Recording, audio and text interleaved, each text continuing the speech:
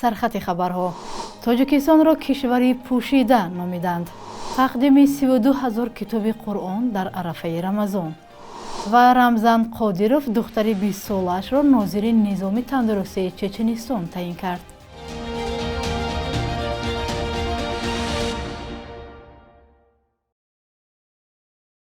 салом бинандаҳои азиз, умедворам хубед ва барномаи навиди бомдодиро тамошо доред. имрӯз ҷумъа 17 март аст. дар арафаи моҳи шарифи рамазон ба мардуми тоҷикистон 32,000 китоби муқаддаси қуръон бо тарҷумаи тоҷикӣ тақдим карда шуд. дар ин бора маҷаллаи дин ва ҷомеа нашрияи расмии кумитаи дин, танзими анъана ва ҷашну маросими тоҷикистон хабар додааст. ба иттилои манбаъ, ин китобҳо бо сифати баланд нашр шуда аз ҷониби иттиҳодияҳои динӣ ва мудирони бахши дини шаҳру ноҳияҳо ба мардуми кишвар тақдим шудааст. афшин муқим сухангӯи ин кумита гуфтааст, бо даст додани имкониятҳои молӣ китоби қуръон бо теъдоди боз ҳам бештар нашр ва ба мардум ройгон дастрас карда мешавад. зимнан шӯрои уламои маркази исломӣ оғози моҳи рамазонро дар тоҷикистон рӯзи панҷшанбеи 23 март эълон кардааст. тоҷикистонро дар як арзёбии байнулмилалӣ дар қатори Туркманистон ва Чину Сурия давлати пӯшида номбар карданд. ин баҳои бадтарини Civicus Monitor ба Тоҷикистон аст, созмоне ки сатҳи озодиҳои бунёдиро дар 198 кишвар месанҷад. дар гузашта душанберо саркӯбгард номида буд. бар асоси гузориши Civicus Monitor аз 16 март саркӯбгариҳои мақомоти Тоҷикистон дар баробари тазоҳургарони осоишта дар вилояти мухтори Кӯҳистони Бадахшон ба чунин арзёбӣ сабаб шудааст. вокуниши намояндагони ҳукумат дастрас нест. дар изҳороти созмон гуфтанд, дар Тоҷикистон фазои тарсу ҳарос ҳукмфармост. мардум барои истифода аз ҳуқуқи бунёдии худ аз ҷумла озодии баёну гирдиҳамоӣ зери ҳамла мемонанд ё зиндонӣ мешаванд. созмонҳои ҳомии ҳуқуқи башар дар як соли ахир мақомоти Тоҷикистонро барои нақси пайвастаи ҳуқуқи одамон ва саркӯбии дигарояндашон сахт танқид мекунанд. ниҳодҳои расмӣ ҳамвора мегӯянд, ки ҳуқуқи инсон ва озодии сухан дар Тоҷикистон таъмин аст. аввалин бор пас аз фурӯпошии давлати шӯравӣ дар марзи Тоҷикистону Ӯзбекистон бозори назди сарҳадӣ бунёд хоҳад шуд. ин бозори тиҷоратӣ аз ҷониби як соҳибкори ӯзбекистонӣ дар ҳудуди ноҳияи бешариқи вилояти Қӯқанд сохта шуда барои соҳибкорони ду минтақа хизмат хоҳад кард. соҳибкорони минтақа мегӯянд, дар сурати ба истифода додани он сабукиҳое дар назар дошта шуда ва барои поинтар рафтани нархи маҳсулот таъсир мерасонад. фарзон муҳаммадӣ аз оғози кори он гузориш медиҳад. рӯзи 13 март ҳокимони вилоятҳои Суғду Фарғона барои бунёди маркази тиҷоратию лоҷистикии Андархон санги асос гузоштанд, ки бо фаъол шудани марказ дар он маҳсулоти дар корхонаҳои ду вилоят истеҳсолшаванда ба фурӯш хоҳад баромад. ин иқдом баъди 6 соли кушода шудани марзҳои ду кишвари ҳамсоя аз боризтарин намунаҳои ҳамкории иқтисодии минтақа шумурда мешавад. соли гузашта ҳамкориҳои хеле хуб, созишномо байни созишномаҳо, ёддошти тафаҳум ва қарордодҳо байни соҳибкорони вилояти Фарғона ва вилояти Суғд ба имзо расиданд. мо боварӣ дорем, ки ин қарордодҳо амалӣ мешаванд ва бозам ҳамкориҳои иқтисодиву тиҷоратӣ пеш меравад ва дӯстии халқҳои тоҷику ӯзбек боз ҳам мустаҳкам мегардад.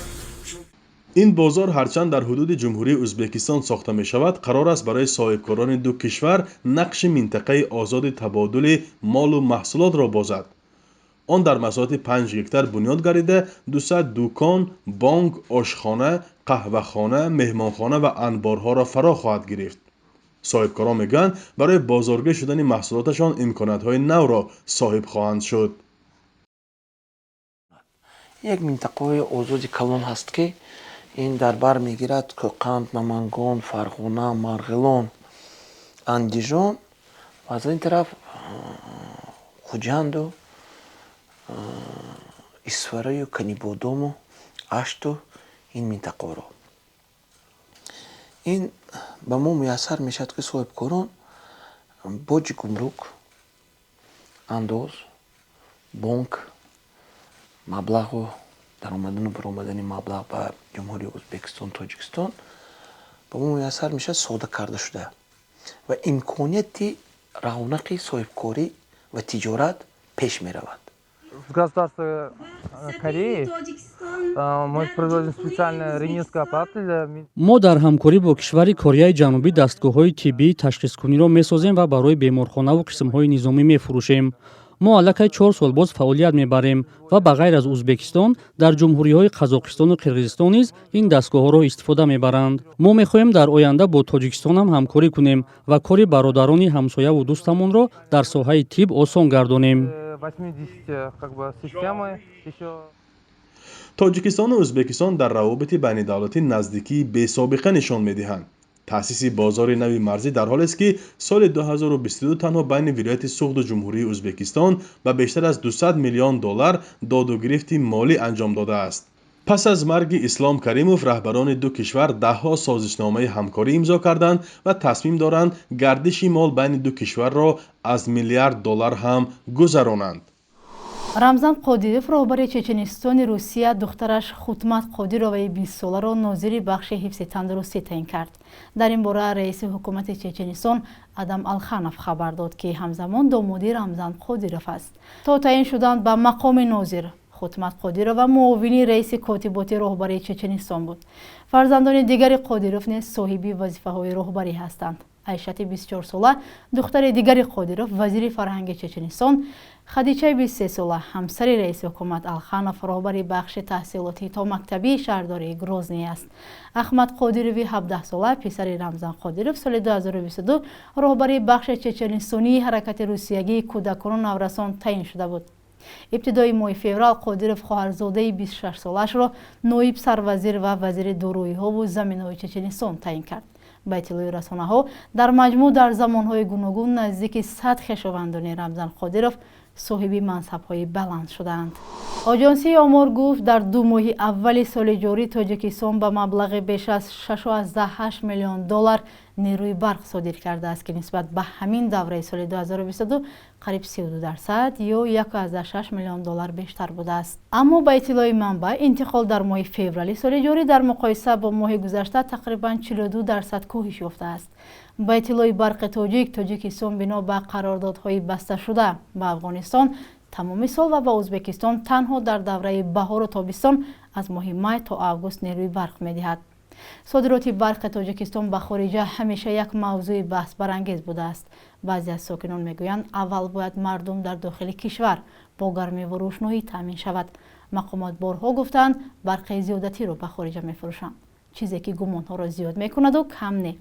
در حال حاضر ساکنان دهات کشور با محدودیت برق دسترس میکنند و میپرسند که این وضع تا کی دوام میکند. مسئولین شرکت برق تاجیک وضع را به کمشوی سطح آب در آب انبار نارک رفت میدهند. بخش یک روز تاریخ را در تهیه خرامان بخشزاده همراه میبینیم تا از مهمترین تحولات تاریخی برای امروز به خبر نمانیم.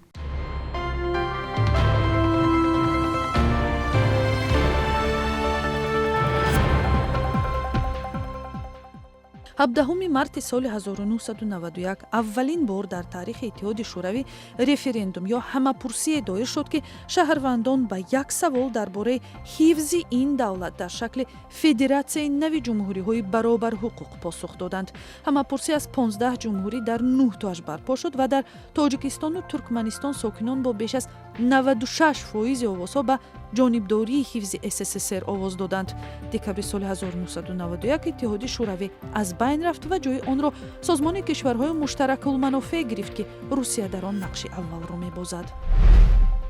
17 марти соли 2003 президенти Тоҷикистон Эмомалӣ Раҳмон зимни сафараш ба шаҳри Киотои Ҷопон дар ҷараёни форуми умумии ҷаҳонии об бо ташаббуси эълони 10 соли байналмилалии оби тоза суханронӣ кард.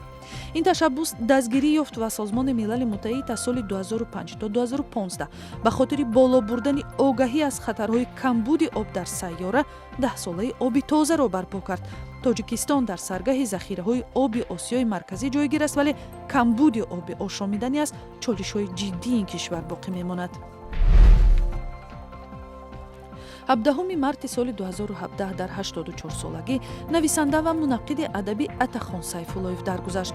Адабиётшинос ва доктори илмҳои филологӣ дар соли 2014 барои китоби Уфуқҳои нави наср барандаи ҷоизаи рӯдакӣ шуд. ӯ дар мақомҳои мудири шуъбаи нақд ва адабиётшиносии иттифоқи нависандагон, сармуҳаррири энциклопедияи советии тоҷик ва раиси кумитаи телевизиону радио кор кардааст. бонки миллии арзиши асъори хориҷиро барои имрӯз чунин таъин кардааст.